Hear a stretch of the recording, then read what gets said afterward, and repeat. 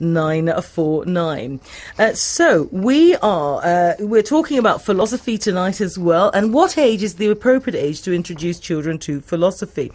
Children are being asked to ponder the questions about life, death and God in an East London state school.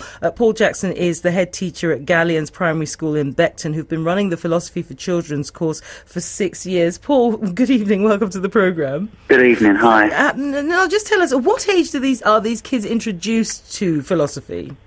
Well, we're introducing the children to the ideas that we're talking about as young as the age of 3.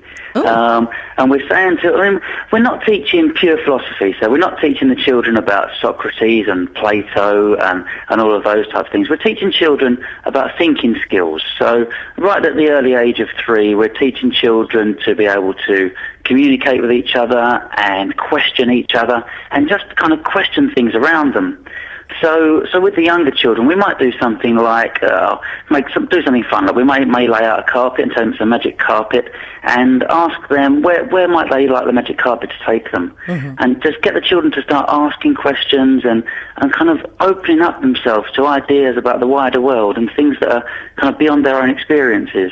I'm just trying to figure out, if I was told about a magic carpet, what philosophical strain that fits into.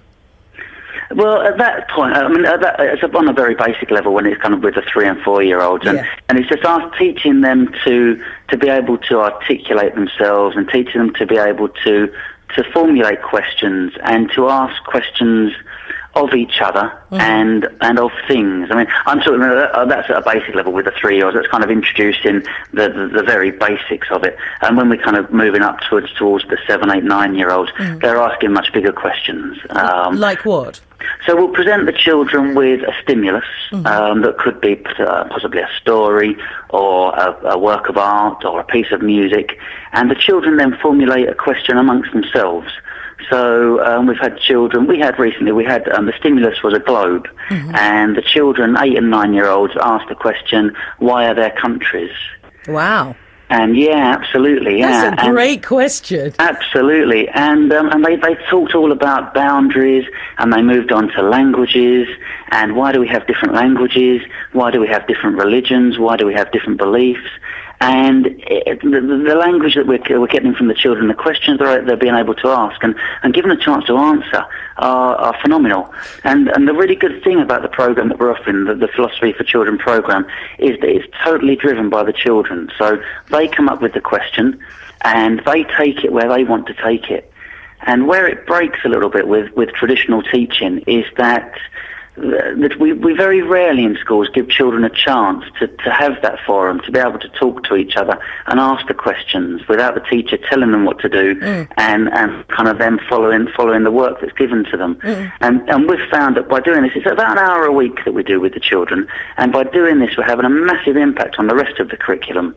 So we're seeing that the skills they're learning, the kind of the communication skills they're learning, the speaking and listening, is having a big impact on all other areas of learning, and on their attitude to learning, on their behaviour, and just on them as people or as children. Yeah, and Paul, I understand that a lot of these children originally had behavioural issues anyway, so this must be quite a turnaround. It is, yeah. When the school first opened, it was a relatively new school. It opened in September 1999, and it was on a new estate, in a London housing estate, with lots and lots of difficulties, everything that you can imagine from an inner London estate, really, and lots of behaviour problems.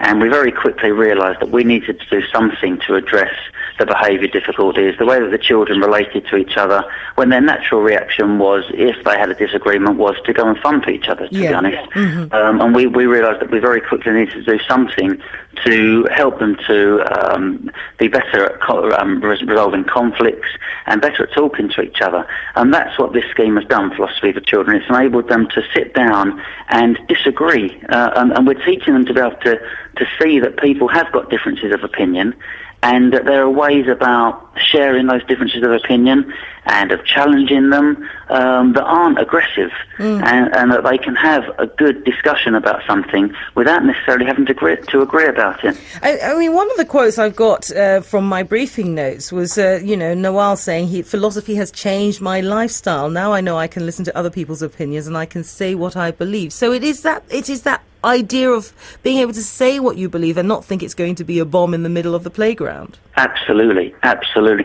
And I think the other thing, kind of with that, is giving them the space. So many of the children say that they get home from school and their parents are cooking or looking after the younger children or doing this or doing that. Then it's bath time, then it's bed, and they haven't had 2 minutes to be able to talk to anybody. Right. And we're giving them in this session in school, we're giving them time to talk to each other.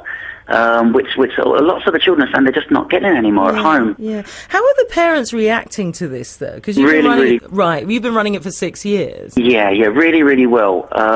Parents have noticed a difference in their children. Noticed a difference in the way that the children talk to them and talk to each other. And interestingly, we've got a parenting project running where Lisa, one of our teachers, is going to run some philosophy sessions with a group of parents, right, and kind of trying to encourage parents to improve their communication skills and to get to know each other and talk to each other. I'm curious to know whether there are things that one can apply, as we're listening now to you, Paul, that we can apply in our day-to-day life with the children. So, i.e., not just in school, but are there things that you think, oh, actually, if you did this or you asked this one question of your child, this might help them develop? And if so, what would that be? I think it's about turning the tables, and it's not necessarily about us asking the questions of the children, but allowing them to ask the questions of us. Right. I think I've got a 2-year-old. He's not quite asking questions yet, but I know that what day-to-day life's like, and we rush around and we just try to do all the day-to-day things, don't we? We rarely give them any time, and I think it's just about trying to say, right, okay, just for 10 minutes, just for 15 minutes today, I'm going to give my children that little bit of special time. I'm going to push aside the washing up, push aside the washing, and I'm going to spend some time with them and ask them something. Just kind of ask them to ask you something. What happened in school today? And ask them to tell you. And I think that is so valuable, kind of that amount of time. And if every child in the country could have 10, 15 minutes of quality adult time every single day, I think we'd see a huge improvement.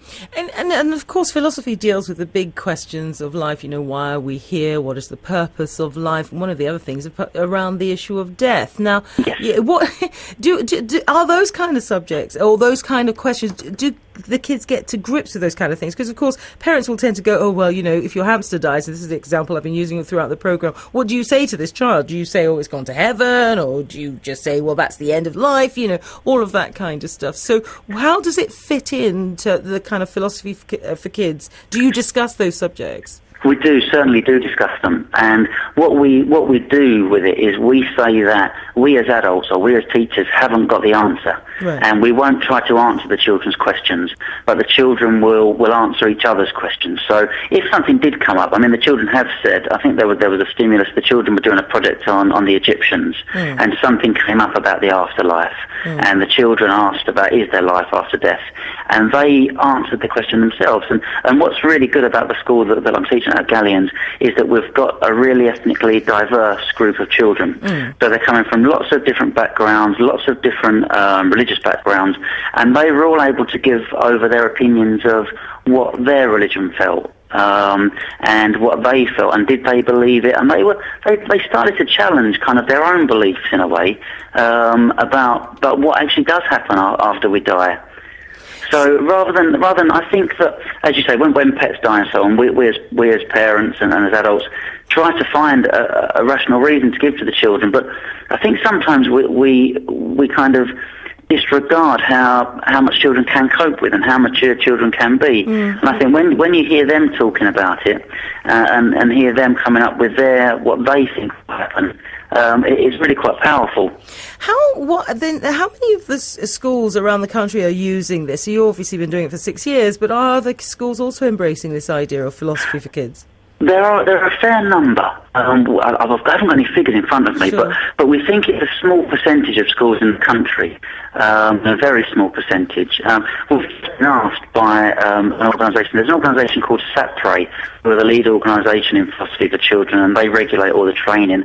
And we've been asked to help project manage a project to roll philosophy for children out to 10 schools in West Sussex, right, and 10 schools in the north of England. Right. And we're looking at trying to to see how it can work across a group of schools, and then hopefully looking at how we can roll this over to kind of lots of schools, kind of over to the majority of schools in the country. It's had such a positive effect on us that it's certainly something that I thoroughly recommend to other schools. And that's why, I don't know if you've had in the publicity that was sent out, but we've produced a DVD all about our experiences, and it's a training resource really that shows what's happened with our school and how this can be implemented in other schools. Well, I'm sure people would love to know information about it. Is there a website they can go to, Paul, if they're interested?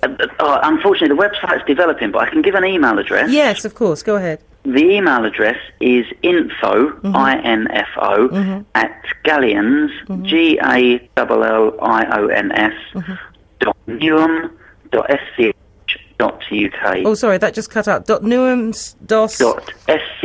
Yeah. .uk. Well, thank you so much. I mean, this does sound fascinating. I'd be interested in seeing the teaching resources myself, because it sounds like something... I mean, I'm a big believer in philosophy, so this is a wonderful thing to hear, that children that young are getting to grips and actually asking their own questions, as you said. Absolutely, so really appreciate you joining us tonight. Thank you so much, Paul, for joining us. Thanks very much. That's Paul Jackson, head teacher at Gallions Primary School in Beckton. How does that sound to you? Do you think, gosh, yes, that's what my child needs? They need to be able to ask the questions. I talk on this programme about we have lost the art of debate. That's why having a phone-in programme is fantastic, because people can air their opinions and we can have a dialogue. Often, nowadays, people aren't dialoguing. You're just kind of going, yeah, do this, yeah, let's do that. But you're not having a conversation that kind of ebbs and flows and changes and flourishes and dies and move on to a different area and all of that kind of stuff. What are your thoughts about this? 0207 22 2000. Some of these kids are at the age of 3. They could end up being the great philosophers of their generation. Or do you think it's a bit too young? 0207 22 2000. And let's go to Kit. Hello, Kit. Yes, good evening, Jamoke. Good morning. Good evening. Yeah, Yes, good evening. you still have 4 minutes. Yeah. What wonderful stuff Paul was saying. I mean, I couldn't agree more with everything that he was saying. And I might say it was just to say that, I mean, as adults, we understand how much we need to be appreciated and respected and cared for in some way. And children are no different. And I mean, I was very lucky. I went to a private progressive school where there was no uniform, and all the children and all the teachers were on first name. So there was that mutual respect of individuality. It was a mixed school from the age of 4 to 18. Yes. In one school.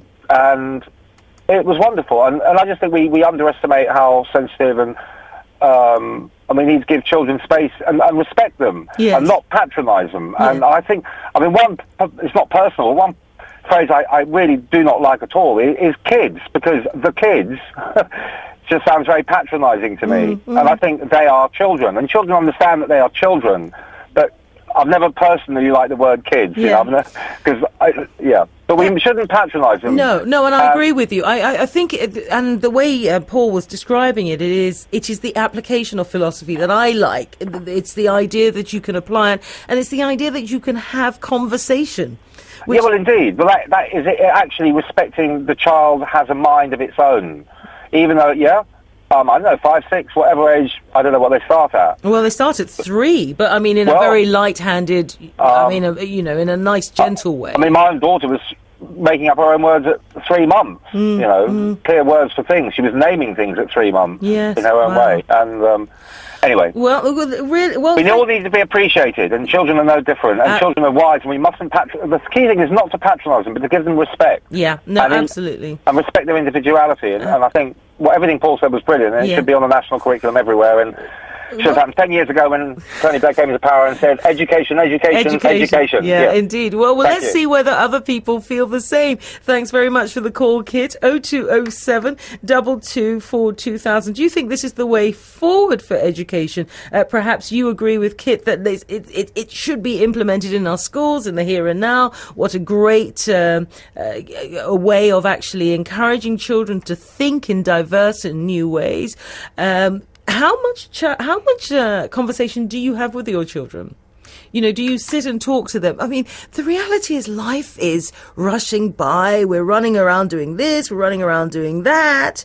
And although time is precious and they grow very quickly, we often go, I'll just get on with this stuff and maybe we can have a conversation later on. And we never really end up having a conversation with our children. Is that fair? 0207 22 2000 or text us on 077 86 200 949 with your thoughts about that. Also wondering whether anybody does Pilates